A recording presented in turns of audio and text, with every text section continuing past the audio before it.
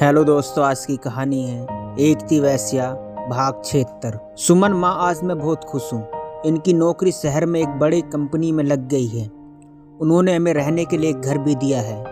आज हम शहर के लिए रवाना हो जाएंगे। ममता खुश होते हुए, यह तो बहुत अच्छी बात है। शहर जाकर हमको भूल मत जाना। रतन सिंह, कैसी बातें कर रहे हो आंटी? भला हम आपको क्यों भूलने लगे? जब भी जी चाहेगा हम कलानौर में आ जाया करेंगे और आपको सहारनपुर बुला लिया करेंगे। इसी बहाने आप कुसुम से भी मिल लिया करोगी। ममता, जी बेटा ज़रूर। आप दोनों हाथ धो लीजिए, मैं खाना परोसती हूँ। रतन सिंह, नहीं आंटी, आप परेशान मत होइए। ममता, अरे कैसे परेशान न हूँ, मेरे दोनों बच्चे मुझसे दूर जा रहे हैं। पता नहीं फिर यह मौका कब मिलेगा। चलो हाथ धो लो। ठीक है माँ, ये कहकर वो दोनों हाथ धोकर पलंग पर बैठ जाते हैं। ममता खाना परोसती है। मटर पनीर की सब्जी के साथ पूरी बना रखी थी। सब्जी को देखकर रतन सिंह की आंखों में पानी भर आता है और खाने से इनकार कर देता है।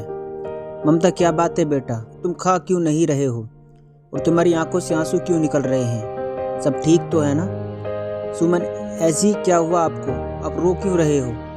रतन सिंह आंसू पोंछते हुए, कुछ नहीं। सुमन, आपको मेरी कसम, बताइए क्या हुआ? मेरा तो दिल बैठा जा रहा है। रतन सिंह, आंटी के हाथ से बनी सब्जी देखकर मुझे माँ की याद आ गई। मेरी माँ जब भी मटर पनीर बनाती तो मुझे अपने हाथों से खाना खिलाती थी। पहली बार मुझे खाना खिलाती थी, बाद में खुद खाती थी। अपनी माँ बाप का लाडला था मैं। अफसोस आज वह लोग मेरा नाम भी सुनना नहीं चाहते। क्या मैं इतना बुरा हूँ? ऐसा क्या गलत किया मैंने? हर इंसान को अपनी ज़िंदगी जीने का अधिकार है, मुझे भी है। जिस लड़की से मेरी शादी कराना चाहते थे, मैंने उसे देखा भी नहीं, क्योंकि मैं सुमन से मोहब्बत करता था और उसी से शादी की। आखिर जिस लड़की को मैं चाहता ही नहीं था, उससे मैं शादी कैसे कर सकता था? मेरे घर वालों ने अपनी जिद में आकर मुझे घर से बाहर निकाल दिया, जायदाद से बेदखल कर दिया, मुझे मेरी फेवरेट कार भी छीन ली। तब भी मुझे कोई दुख नहीं था। दुख तो मुझे इस बात का कि पिताजी ने मुझे बोला था कि मैं उनके टुकड़ों पर पलता हूँ, उनके बिना मेरा कोई अस्तित्व ही नहीं है, मैं कभी तरक्की नहीं कर सकता।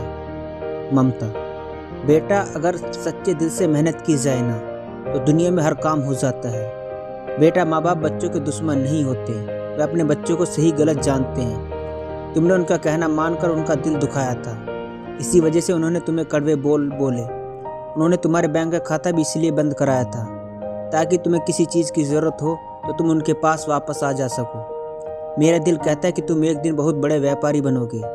और रही बात माँ की, तो बेटा मैं भी तुम्हारी माँ ही हूँ। चलो बैठो पलंग पर, मैं अपने हाथ से तुम्हें खाना खिलाऊंगी और अब तुम इनकार नहीं करोगे, नहीं तो यह कान खींचकर खाना खिलाना भी जानती हूँ। रतन सिंह मुस्कुराते हुए, ठीक है माँ जी, आप मेरे कान खींचिए। सुमन, चलो खाना ठंडा हो रहा है, सब मिलकर खाना खाते हैं। रतन सिंह, अब हमें सहारनपुर के लिए निकलना होगा। ममता, ठीक है बेटा, लेकिन छुट्टी वाले दिन आते रहना। और सुमन, मैंने तुम्हारे लिए कुछ सामान निकाल कर रखा है, वे अपने साथ लेकर जाना। उन सब चीज़ों की तुम्हें ज़रूरत पड़ेगी। क्या सामान है माँ? दिखाइए। सुमन उत्सुकता से पूछती है। ममता, अंदर कमरे में रखा है, दोनों आकर देख लो। रतन सिंह और सुमन दोनों ममता के कमरे में जाते हैं। कमरे में pressure cooker, gas stove, cylinder, भगोने के सेट, डिनर सेट और किचन में इस्तेमाल होने वाले मसाले के डिब्बे आदि थे। रतन सिंह, माफ़ कीजिए आंटी, हम यह सब सामान नहीं ले जा सकते क्योंकि यह दहेज है और दहेज लेना मेरी नज़रों में अपराध है। ममता, नहीं बेटा, यह दहेज नहीं, यह तो कुछ ज़रूरत का सामान है जो आपके काम आएगा। अपनी माँ की तरफ से छोटी सी भेंट समझ कर रख लीजिए। सुमन, ठीक है माँ, हमें यह सामान लेने से कोई आपत्ति नहीं है। रतन सिंह, लेकिन सुमन, मैं जानती हूँ कि आप यह सामान नहीं लेना चाहते, लेकिन ज़रा सोचिए, फ़िलहाल हमें इस सब सामान की बहुत ज़्यादा ज़रूरत है और हमारे पास इतने पैसे नहीं हैं कि हम बाज़ार से नया खरीद सकें। इसलिए मेरी बात मानिए और ये सामान ले लीजिए।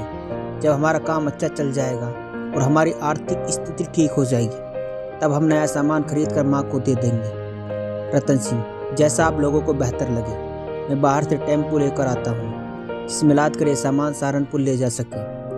अरे सरिता काकी का बेटा है ना चुनमुन, उससे बात कर लेते हैं, वो हमारा सामान अपने टेम्पो में सहारनपुर ले जाएगा। सुमन जल्दी से रतन सिंह को चुनमुन के बारे में बताती है। ठीक है, चुनमुन से ही बात कर लेते हैं। यह कहकर रतन सिंह और सुमन घर से बाहर निकल जाते हैं। वो दोनों चुनमुन के घर जाकर उसे सारी बात बताते हैं। चुनपुर सहारनपुर जाने के लिए तैयार हो जाता है।